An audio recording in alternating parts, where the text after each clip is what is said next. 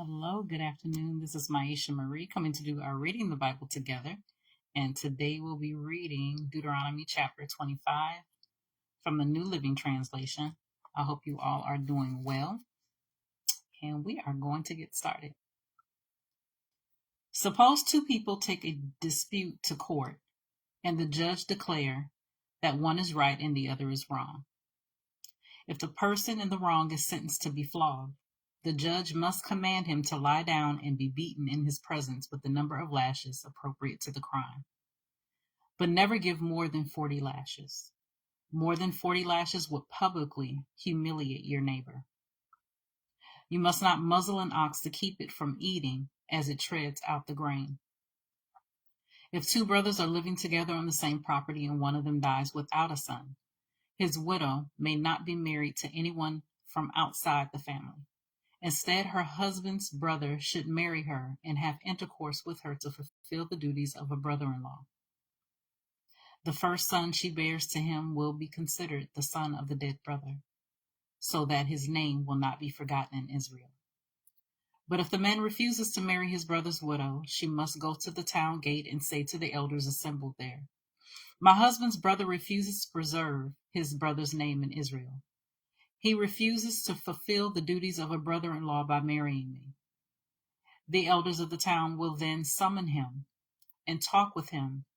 If he still refuses and says, "I don't want to marry her," the widow must walk over to him in the presence of the elders, pull his sandal from his foot, and spit in his face. Then she must declare, "This is what happens to a man who refuses to provide his brother with children."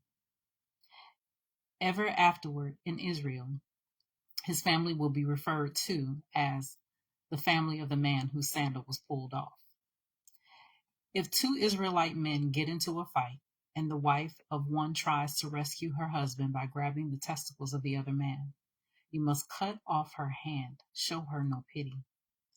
You must use accurate scales when you weigh out merchandise, and you must use full and honest measures. Yes, always use honest weights and measures so that you may enjoy a long life in the land the Lord your God is giving you.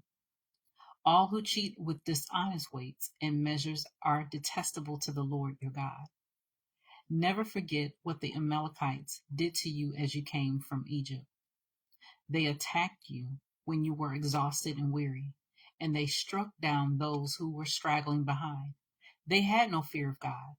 Therefore, when the Lord your God has given you rest from all your enemies in the land he has given you as a special possession, you must destroy the Amalekites and erase their memory from under heaven. Never forget this. So I'm going to go ahead and do chapter 26 as well. So chapter 26 of Deuteronomy from the New Living Translation. When you enter the land the Lord your God is giving you as a special possession and you have conquered it and settled there, put some of the first produce from each crop you harvest into a basket and bring it to the designated place of worship, the place the Lord your God chooses for his name to be honored. Go to the priest in charge at that time and say to him, "With this gift I acknowledge to the Lord your God that I have entered the land he swore to our ancestors he would give us." The priest will then take the basket from your hand and set it before the altar of the Lord your God.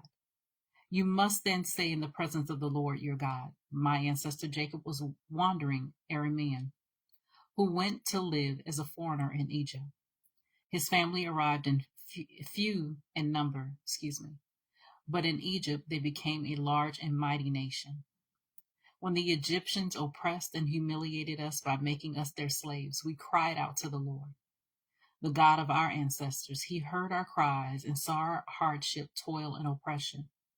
So the Lord brought us out of Egypt with a strong hand and powerful arm, with overwhelming terror, and with miraculous signs and wonders. He brought us to this place and gave us this land flowing with milk and honey. And now, O Lord, I have brought you the first portion of the harvest you have given me from the ground.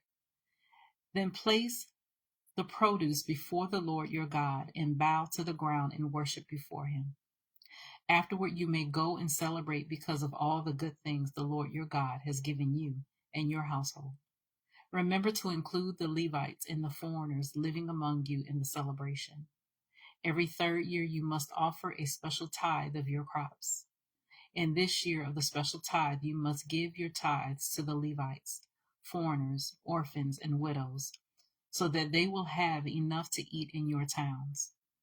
Then you must declare in the presence of the Lord your God, I have taken the sacred gift from my house and have given it to the Levites, foreigners, orphans, and widows, just as you commanded me. I have not violated or forgotten any of your commands. I have not eaten any of it while in mourning. I have not handled it while I was ceremonially unclean, and I have not offered any of it to the dead. I obeyed the Lord my God and have done everything you commanded me. Now look down from your holy dwelling place in heaven and bless your people Israel and the land you swore to our ancestors to give us, a land flowing with milk and honey. Today the Lord your God has commanded you to obey all these decrees and regulations. So be careful to obey them wholeheartedly. You have declared today that the Lord is your God, and you have promised to walk in his ways and to obey his decrees, commands, and regulations, and to do everything he tells you. The Lord has declared today that you are his people, his own special treasure, just as he promised, and that you must obey all his commands. And if you do, he will set you high above all other nations he has made. Then you will receive praise, honor, and renown. You will be a nation that is holy to the Lord your God, just as he promised. So that was Deuteronomy chapter 25 and chapter 26 of the New Living Translation. Continue to search the scriptures daily to see what is true. Allow Holy Spirit to illuminate the word into your heart, your mind, your soul, bringing knowledge, understanding, and wisdom. Most of all, revelation of who God is, his nature, his character, and how much he truly, truly loves you. You guys take care. God bless. Until next time.